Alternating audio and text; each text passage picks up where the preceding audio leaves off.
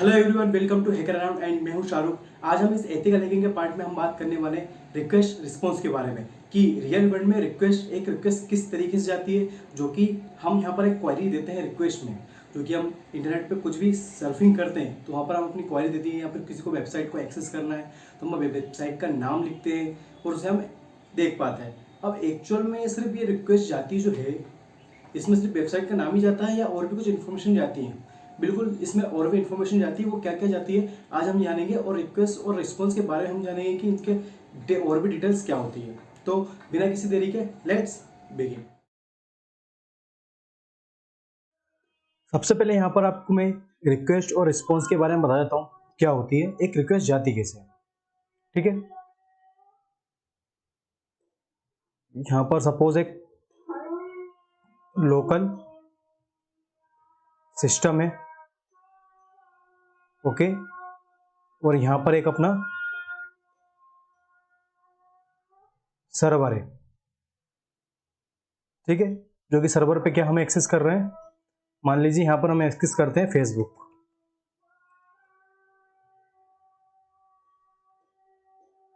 ठीक है। एक फेसबुक का सर्वर है और ये अपना यूजर है,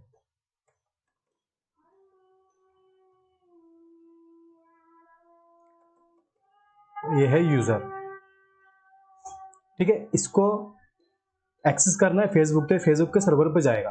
लेकिन जैसे ही हम यहाँ पर रिक्वेस्ट भेजेंगे तो यहाँ पर एक रिक्वेस्ट जो जाएगी सबसे पहले हमारे ब्रॉडबैंड के पास जाएगी, क्योंकि ब्रॉडबैंड के पास क्या होती है, पब्लिक आईपी होती है, ब्रॉडबैंड, ठीक है। यहाँ से सबसे पहले रिक्वेस्ट जाएगी तो ये सबसे पहले हमारे ब्रॉडबैंड के पास जाएगी, जो कि पब्लिक आईपी ब्रॉडबैंड के पास होती है। हमारे पास कंप्यूटर के पास क्या होती है, प्राइवेट आईपी होती है। जो कि आईपी के बारे में अगर आपको नहीं पता है तो आप इससे पिछले वाला वीडियो स्टार्टिंग का जो फर्स्ट पार्ट है वो आप देखिएगा, तो उसमें आपको क्लियर हो जाएगा। फिर यहाँ पर जो है ये रिक्वेस्ट जाती है फेसबुक के सर्वर पे, यहाँ पर वेबसाइट एक्सेस होती है। ये जो हम पैकेट जो भेजते हैं इसको हम कहते हैं रिक्वेस्ट। ये जो हमारा जाती है इसको हम कहते हैं रिक्वेस्ट, क्योंकि हम किसी से भी रिक्वेस्ट कर रहे हैं तो उसके अकॉर्डिंग वो हमें रिप्लाई करेगा। तो रिप्लाई करेगा जो कि फेसबुक का सर्वर हमारे पास रिप्लाई करेगा, जो कि हमारा वेबसाइट जो आएगी एक्सेस होगी हमारे यूजर पे होगी, तो उसको हम कहते हैं रिस्पॉन्स, ठीक है। और ये है रिक्वेस्ट, ये हो गई रिक्वेस्ट, ओके। अब ये हो गई हमारी रिक्वेस्ट और ये चली गई हमारी, वापस आ गई है। तो रिस्पॉन्स में मैंने सर्वर ने रिप्लाई करा है, वो है हमारी रिस्पॉन्स, ठीक है। अब एक इसमें खास बात मैंने आपको बताया था कि कोई भी इंटरनेट पे वर्क जो करेगा वो हमेशा उसका पाथ होता है, जो कि एक पोर्ट होती है, जो कि हर एक स्पेसिफिक पोर्ट होती है, प्रोटोकॉल पे वर्क करती है। जो कि इसका प्रोटोकॉल होता है किसी भी वेबसाइट का प्रोटोकॉल होता है, मैं आपको बता देता हूँ। वेबसाइट का जो प्रोटोकॉल होता है वो 80 होता है बाय डिफॉल्ट, जो कि यहाँ वर्क करता है HTTP, जिसे हम कहते हैं हाइपर टेक्स्ट ट्रांसफर प्रोटोकॉल। क्या कहते हैं इसे,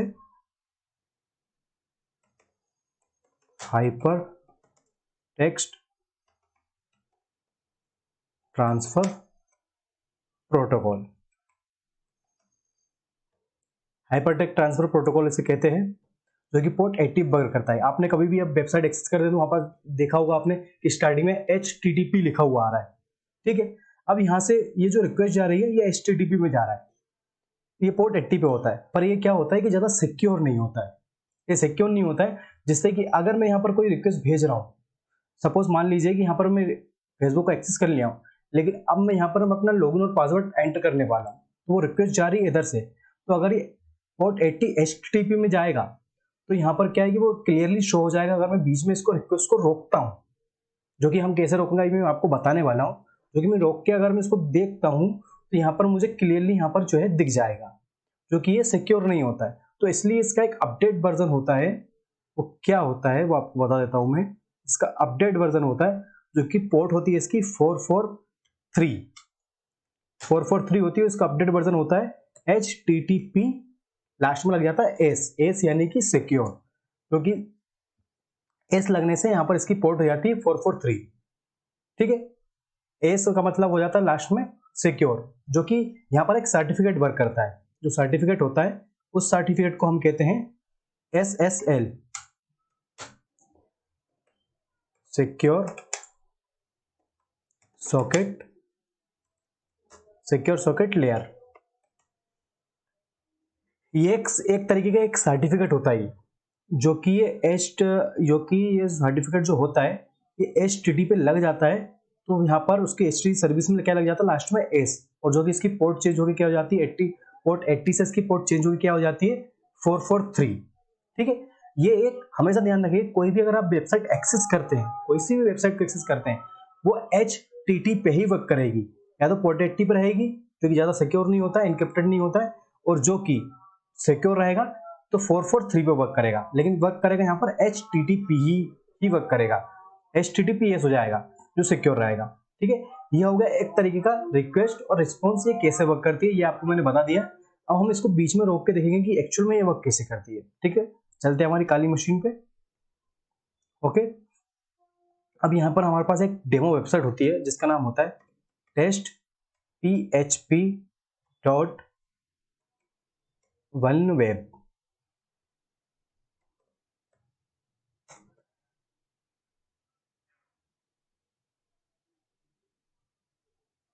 ये देखिए ये हो गया testphp.oneweb। ये एक डेमो वेबसाइट होती है। डेमो वेबसाइट यानी कि इस पर आप कोई भी अपडेट वगैरह टेस्टिंग वगैरह करके आप देख सकते हैं। अब देखिए यहाँ पर मैं कुछ भी एक्सेस कर रहा हूँ तो ये तुरंत लोड होकर यहाँ पर दिखा रहा है, ठीक है। अब यहाँ पर ध्यान से देखिएगा, अगर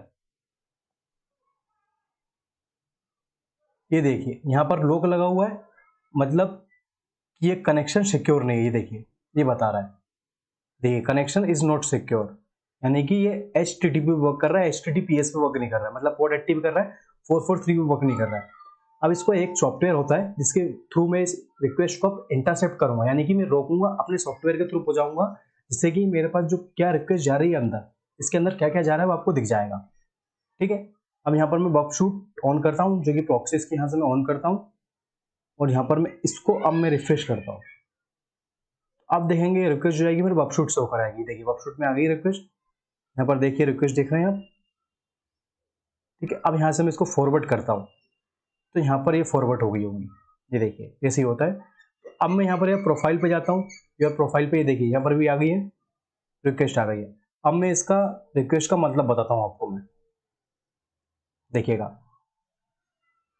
ये रिक्वेस्ट कैसी होती है। ये एक्चुअल में अभी आपको मैं यहाँ ना बताकर एक बार आपको मैं पूरा इसका मेरे पास जो डिटेल है मैं आपको पहले वो बता देता हूँ। नॉर्मली तरीके से पहले आपको बता देता हूँ, फिर आपको डायरेक्ट वहाँ पर ले, ओके कट करता हूँ उसको मैं। अब यहाँ पर ध्यान से देखिएगा, इसको थोड़ा बड़ा कर लेता हूँ मैं। अब ये देखिए यहाँ पर जो रिक्वेस्ट जा रही है, देखिए ये एक पूरा प्रॉपर रिक्वेस्ट का एक मैंने पूरा यहाँ पर डिटेल दी गई है। इसमें क्या है कि रिक्वेस्ट की एक लाइन जाती है जिसे हम कहते हैं रिक्वेस्ट लाइन कहते हैं, ठीक है। फर्स्ट लाइन जो जाती है इसमें ये जो जाता है, जो गेट दिख रहा है आपको, इसके बाद स्पेस होकर जो URL होता है, रिक्वेस्ट लाइन जिसे बोलते हैं हम, मतलब कि जो URL जो हमारा उसको जो HTTP में यहाँ पर जो ऊपर दिखता है ना ब्राउजर पे, वो URL यहाँ पर जाता है, ठीक है, वो URL होता है। और यहाँ पर ये दिखाएगा कि HTTP का वर्जन कौन सा है, यानी कि HTTP 1.1 है या HTTP 5 है, जो भी है यहाँ पर आपको दिखाएगा। उसके ठीक नीचे सबसे पहले आता है, अब यहाँ पर ये आती है रिक्वेस्ट हेडर आती है, जितने भी ये दिख रहे हैं आपको, ये रिक्वेस्ट हेडर है। इसमें सबसे टॉप पर जो रहेगा वो हमेशा होस्ट रहेगा। होस्ट यानी कि ये जिस वेबसाइट को हम एक्सेस कर रहे हैं, ये test101.com, यानी कि मैंने एक एग्जाम्पल लिया है जिसमें कि आप कोई सा भी आप डोमेन एक्सेस करेंगे तो वो यहाँ पर दिखेगा।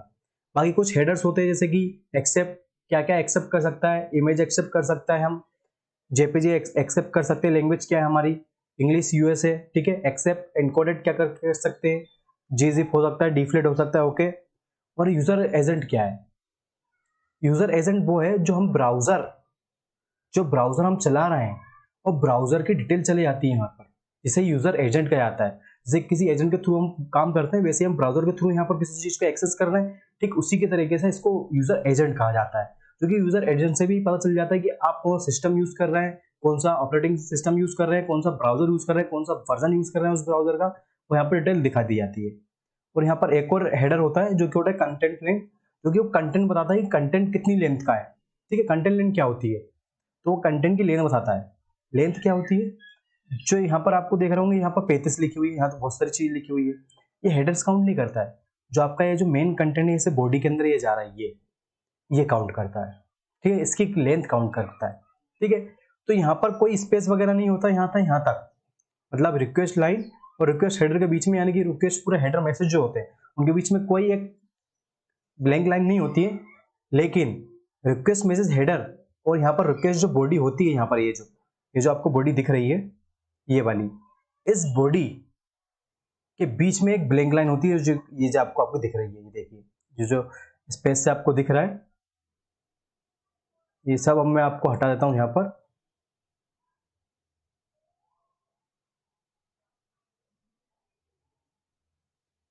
ये देखिए यहाँ पर मैं हटा देता हूं उसको, अब क्लियर हो जाएगा। ओके, ये जो आपको ब्लैंक लाइन दिख रही है इधर, ये वाली, ये जो ब्लैंक लाइन दिख रही है यहाँ पर हमेशा ब्लैंक लाइन होगी। ब्लैंक लाइन के बाद ही आपका जो बॉडी में जो डेटा जाता है वो आपको दिखता है। जो कि बॉडी वाला जो डेटा जाता है आपको कभी भी यूआरएल में नहीं दिखेगा। यहाँ पर जो गेट में जो डाटा जाता है वो आपको यूआरएल में दिखेगा। ठीक है, यहाँ ये गेट की जगह, यहाँ पर गेट की जगह अगर पोस्ट होता तो यहाँ पर जो डेटा जो यहाँ पर जाता है वो यहाँ पर पोस्ट में जाएगा। जो कि ये मेथड होती है कि आपको किस तरीके से डेटा आपको सर्वर तक पहुंचाना है। गेट में जाएगा तो यूआरएल में जाएगा, अगर पोस्ट में जाएगा, इसके बारे में अभी आपको बता देता हूं मैं। यहाँ पर मान लीजिए यहाँ पर एक गेट मेथड है, गेट में जा रहा है, तो गेट में जो जाएगा डेटा जो जाएगा वो यूआरएल में जाएगा, यूआरएल में जाएगा। ठीक है, अगर डेटा पोस्ट में है, अगर डेटा पोस्ट है तो बॉडी में जाएगा। और भी इसमें देखो मेथड होती है, जैसे कि मान लीजिए डिलीट, ये मेथड हर किसी को अलाउ नहीं करी जाती है। ये जब अटैक परफॉर्म करा जाता है तब यहाँ पर हम चेक करते हैं मेथड अलाउ कर रहा है या नहीं कर रहा है, जो कि हम आगे इसके बारे में हम जानेंगे। जो कि अभी डिलीट का मतलब होता है कि जो भी डेटा जो जा रहा है वो वहां पर सर्वर पर जाके डिलीट कर दे, ये वो काम करता है। डेटा गेट में जाएगा तो यूआरएल में जाएगा, यानी कि यूआरएल हेडर में जाएगा तो क्लियर दिखता है आपको। पोस्ट में जाएगा यानी कि बॉडी में जाएगा, बॉडी में जाएगा तो आप इसे बिना इंटरसेप्ट करे आप नॉर्मल यूजर इसे देख नहीं सकता। ठीक है, तो ये थोड़ा सिक्योर बोल सकते हैं इसे, बाकी रोक के तो हम देख ही सकते हैं। बाकी इसका मेन जो होता है कि इसको इंक्रिप्टेड करके दिए जाए तो यहाँ पर ज्यादा सिक्योर रहता है। ठीक है, मेथड डिलीट होती है, एक पुट मेथड होती है।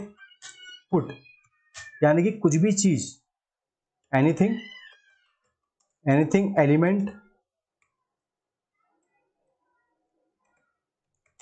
एलिमेंट इसमें हम क्या कर सकते हैं, पुट कर सकते हैं। पुट कर सकते हैं मतलब कि कोई भी इसमें मिलिशियस, ये भी हर किसी को अलाउ नहीं करी जाती है, जो कि पुट मेथड के थ्रू हम किसी भी मिलिशियस प्रोग्राम को इसमें सर्वर पर पुट कर सकते हैं, जिसमें कि हम अपलोड कर सकते हैं। ठीक है, ठीक उसी तरीके से यहाँ पर और भी मेथड होते हैं जो कि उतनी ज्यादा यहाँ पर काम में नहीं आती है, जो कि मेन जो हमारे काम आती है पुट आती है, डिलीट आती है, यही काम आती है।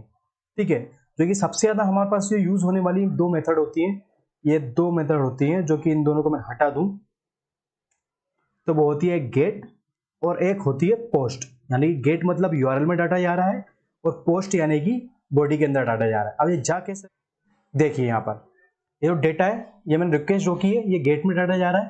तो यहाँ पर ये देखिए, यहाँ पर यूआरएल में यहाँ पर लिखा है कि किसको मैं यूजर कर रहा हूँ, यूजर इन्फो डॉट php, ये उसका यूआरएल है। और ये हम ये देखिएगा ये होस्ट नेम, यानी कि मैं किस वेबसाइट पे वर्क कर रहा हूँ वो ये लिखा हुआ है, जो कि हमारा यूजर नेम ये जा रहा है, यूजर एजेंट जा रहा है। देखिए यूजर एजेंट के अंदर मोजिला में वर्क कर रहा हूँ वो दे दिया है इसने।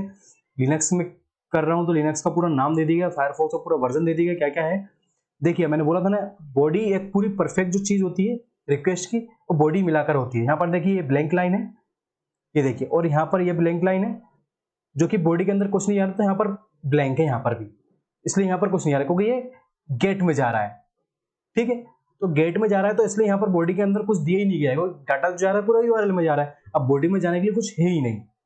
ठीक है, तो ये जो है एग्जैक्टली वर्क कैसे करता है बताया मैंने आपको कि गेट क्या होता है, पोस्ट क्या होता है। क्योंकि अभी हम एक चीज और देखते हैं, यहां पर मैं इसको लॉगिन करता हूं, कुछ भी मैं सबसे पहले थोड़ा सा इंटरसेप्ट ऑफ करता हूं उधर से, जिससे कि डायरेक्टली रिक्वेस्ट चले आए एक बार, जो कि हमारे पास इसमें भी आ जाएगी, शो कर जाएगी, वो हम देख लेंगे। अभी फिलहाल हम ये देखते हैं, यहाँ पर एडमिन करता हूं मैं, एडमिन, और यहां पर मैं कर देता हूं लॉगिन उनसे। ठीक है, लॉगिन पेज जा रहा है। ठीक है, यहाँ पर क्या लिख दिया, sign up disable please user name and test, जो कि इसने बाय डिफॉल्ट दिया रखा है। तो अब हम यहाँ पर देखिए चेक करता हूँ अपनी सॉफ्टवेयर में, यहाँ पर देखिए पोस्ट में डाटा जा रहा है, ये देखिए यहाँ पर आपको गेट में गया है, और जैसे मैंने लॉगिन आईडी, ये देखिए लॉगिन आईडी और यूजर नेम, ये रिपीटर में करता हूँ उसको मैं, लॉगिन आईडी और पासवर्ड मैंने जैसे इसमें एंटर करा, वो डेटा कहाँ गया है, पोस्ट में गया है, ये देखिए, यानी कि बॉडी के अंदर गया। यहाँ पर देखिए सिर्फ उसका यूआरएल दिख रहा है पोस्ट के अंदर, और बाकी जो डेटा जो मेन जो पैरामीटर के अंदर जा रहा है वो जा रहा है यहाँ पर बॉडी के अंदर। इससे पहले गेट में गया था, यहाँ पर गेट था तो वो यूआरएल के अंदर जा रहा था, लेकिन अभी हम यहाँ पर चेक कर पा रहे हैं तो यह बॉडी के अंदर जा रहा है। तो अब मैं इसको गो करता हूं, तो ये गो करा मैंने, अब इसका मुझे रिस्पॉन्स मिला। ठीक है, अब देखिए यहाँ पर रिस्पॉन्स के लिए एक चीज, रिस्पॉन्स में अब आपको क्या खास बताने वाला हूं। अब यहाँ पर देखिए HTTP यहाँ पर आप दिख रहा है, और यहाँ पर एक कोड होता है, 302 फाउंड है या 101 फाउंड है या 200 फाउंड है। तो इसके मतलब क्या होते हैं, अब इसके मतलब आपको बताने वाला हूं मैं कि एक्चुअल में इसका मतलब क्या होता है। ठीक है, ठीक है, इसको डिलीट करता हूं मैं। यहां पर होता है 1xx, यानी 100 या फिर 100 के ऊपर जो भी यहाँ पर स्टेटस कोड आता है तो यहाँ पर इंफॉर्मेशन देता है हमें, रिक्वेस्ट जो है इंफॉर्मेशन देती है हमें। और 2xx यानी कि 200 के अबव कोई भी इनसे आता है, जैसे कि 200 हो गया या 202 हो गया या 201 हो गया, यानी कि सक्सेसफुल होता है, सक्सेसफुल रिक्वेस्ट,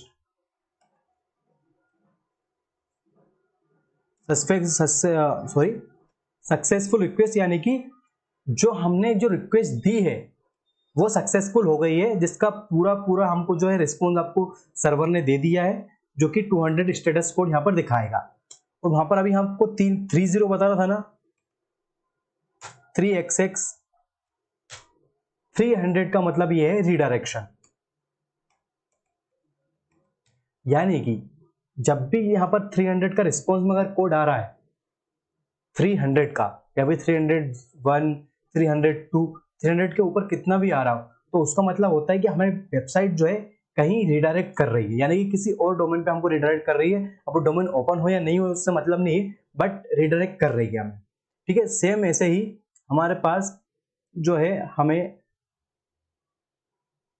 ये देखिए ये कर रहा है रिडायरेक्ट, ये देखिए यहां पर क्या दिख रहा है, रिडायरेक्ट। ठीक है, 403 नॉट फाउंड आ रहा था, फाउंड आया है, यानी कि हमको रिडायरेक्ट कर रही है। अब एक और दो और कोड होते हैं, जो कि होता है 4xx। देखो 400 का एरर क्या होता है, यानी कि क्लाइंट साइड का एरर होता है। क्लाइंट साइड यानी कि जो अभी हमें ब्राउजर पे एक्सेस कर रहे हैं वो क्लाइंट हो गया, वो हम क्लाइंट हैं, जिस वेबसाइट को हम एक्सेस कर रहे हैं उसके लिए हम क्लाइंट हैं। जो कि अगर हमारे इंटरनल क्लाइंट साइड पर कोई भी एरर होगा, यानी कि मान लीजिए कि हमने कुछ ऐसी रिक्वेस्ट भेजी जो हमें एक्सेस करना अलाउ ही नहीं है, या फिर एक्सेस करना अलाउ नहीं है, या फिर हमारे सॉफ्टवेयर में कुछ गलती है या कुछ गलत भेज रहा है, तो उससे क्या होगा, 400 या उससे अब जो भी आपको स्टेटस कोड दिखाएगा उसको मतलब ये है कि क्लाइंट साइड की एरर बताएगा, वो क्लाइंट साइड एरर या परमिशन डिनाई भी कह सकते हैं इसे, कुछ परमिशन डिनाई भी करता है ये। ठीक है, 403 आपने मैक्सिमम सुना होगा, 403 फॉरबिडन, वो परमिशन आपको जो है डिनाई करता है।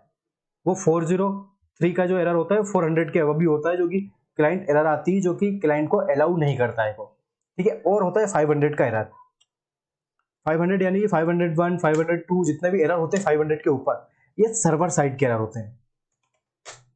सर्वर साइड एरर यानी कि अगर किसी में भी 500 का एरर आ रहा है यानी कि वहां पर उसके सर्वर पे कुछ गड़बड़ है, जहां से कि कोई भी हमें एरर मिलता है तो वहां पर हम हमारा एसक्यूएल अटैक परफॉर्म करते हैं, जो कि ये बहुत ही क्रेडेंशियल जो होता है बहुत ही क्रूशियल होता है, बहुत ही हाई लेवल की वर्नेबिलिटी होती है, जो कि इसको हम अगर एक्सप्लॉइट कर देते हैं तो बहुत हाई लेवल की वर्नेबिलिटी हो जाती है, जो कि ये 500 का सर्वर का एरर जो बताता है, ठीक है।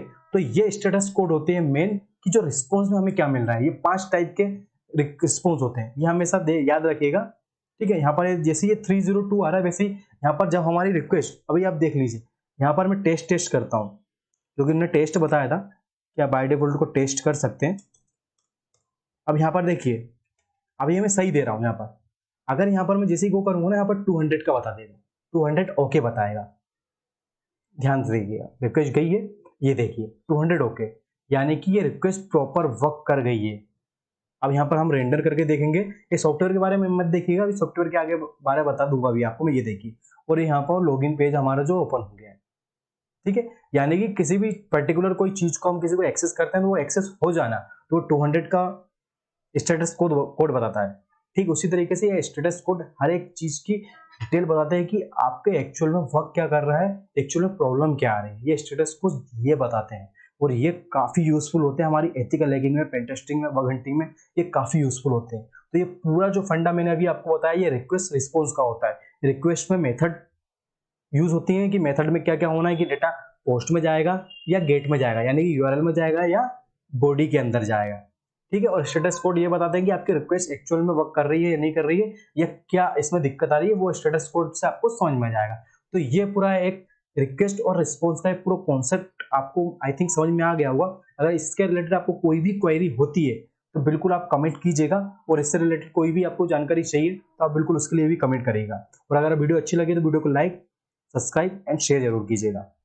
तब तक के लिए बाय, मिलते हैं नेक्स्ट वीडियो में।